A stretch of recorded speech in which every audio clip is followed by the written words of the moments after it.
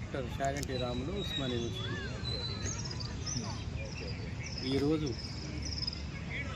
జంతర్ మంతర్లో 24 రోజుల నుంచి కాక్రోచ్ జనతా పార్టీ సంబంధించిన జేఎన్యూ విద్యార్థులు ఏదైతే స్ట్రైక్ చేస్తున్నారో ఆ స్ట్రైక్లో భాగంగా పోలీసు లాఠీచార్జ్ చేయడం వల్ల అనేక మంది విద్యార్థులకు దెబ్బలు తగిలి అనేకంగా అస్తవ్యస్తం పడుకుంటా ఈరోజు స్ట్రైక్ చేయడం జరిగింది. ఈ స్ట్రైక్లో భాగంగా ఈరోజు కేంద్ర ప్రభుత్వం ఏదైతుందో విద్యార్థుల యొక్క స్ట్రైక్కు తలొగ్గి కేంద్ర ప్రభుత్వం నరేంద్ర మోడీ యొక్క గవర్నమెంట్ విద్యార్థులకు తలొగ్గి ఈరోజు విద్యాశాఖ మంత్రి ధర్మేంద్ర ప్రధాన్ గారు తన యొక్క పదవికి రాజీనామా చేయడం అది విద్యార్థుల విజయం అని సందర్భంగా తెలియజేస్తూ, అదేవిధంగా మోడీ గవర్నమెంట్ 12 సంవత్సరాల కాలంలో అనేక లీకులు ఎంసెట్ లీకులు 152 సార్లు చేయడం జరిగింది.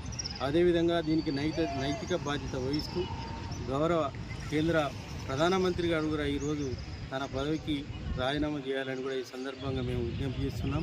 అదేవిధంగా ఏదైతే విద్యార్థి లోకం దేశ భవిష్యత్తును దృష్టిలో పెట్టుకొని ఎంసెట్లో లీకులు ఇచ్చినటువంటి మోడీ ప్రభుత్వం ఈరోజు దానికి తప్పకుండా రాబోయే రోజుల్లో మూల్యం చెల్లించుకోక తప్పదు. ఎందుకనంటే ఒక దేశ భవిష్యత్ అంతా కూడా యువకుల మీద ఆధారపడి ఉంటుంది కాబట్టి అటువంటి యొక్క చర్యలను రాబోయే రోజుల్లో తప్పకుండా కూడా దీని మీద మోడీ ప్రభుత్వం తీసుకోవాలని విజ్ఞప్తి చేస్తూ అదేవిధంగా ఈరోజు ఏదైతే నరేంద్ర మోడీ గారి గవర్నమెంట్ ఉన్నట్టు విద్యాశాఖ మంత్రి ఆ రాజీనామా ఒక్కడితోనే సరిపోదు. ఎందుకంటే ఇవాళ ఎన్టీఏ ఉన్న సంస్థలో 40 మందిని మాత్రమే ప్రక్షాళన చేయడం ఉద్యోగం చేశారు. కానీ దాన్ని పూర్తిగా కూడా దాన్ని రద్దు చేసి కొత్త కూడా దాన్ని చేయాలని ఈ సందర్భంగా విజ్ఞప్తి చేస్తున్నాం. అదేవిధంగా మోడీ ప్రభుత్వం వచ్చిన తర్వాత అనేక అవకతవకలు పాల్పడుతూ ఈరోజు ఇబ్బంది పెట్టడం జరుగుతుంది.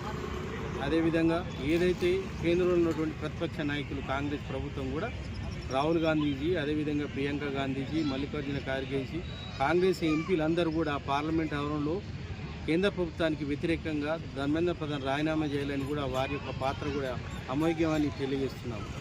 ఎందుకనంటే వారు ప్రధాన ప్రతిపక్షం ఉన్నారు కాబట్టి వారి యొక్క స్ట్రైక్ వల్ల కూడా ఇవాళ కేంద్ర ప్రభుత్వం తలెగ్గిందనే విషయాన్ని మీ ముందుకు తీసుకొస్తున్నాం.